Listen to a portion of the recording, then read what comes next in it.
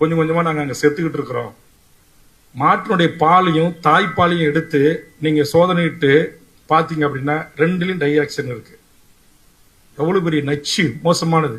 நான் உண்மைக்கு மாறான தகவலை சொல்லல.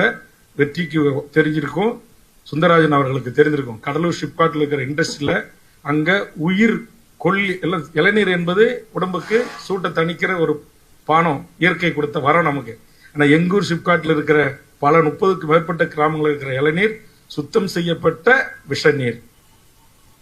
நீங்க பித்தளை, கவரிங்கி, தங்க நகை எல்லாமே அப்படியே போய் பாத்தீங்கன்னா பூத்துரும். இந்த ஷிப்காட் நீங்க கடலூர்ல இருந்து சிதம்பரம் ரோட்டை கிராஸ் பண்ணீங்கன்னா புதிய நபர்கள் யாராச்சும் போனீங்கன்னா தலை சுத்தல் வரும், வாந்தி வரும், மயக்கம் வரும்.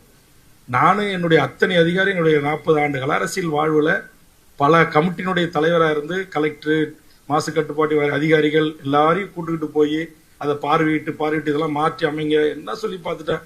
வேல்முருகன் ரொம்ப அடங்க மாட்டேன்றான். இவன் எப்படி கவனிக்கணும், இல்லை எப்படி காலி பண்ணணும்னு தான் பாக்குறான். இப்படிப்பட்ட கொடுமைகள் நடந்திருக்குது.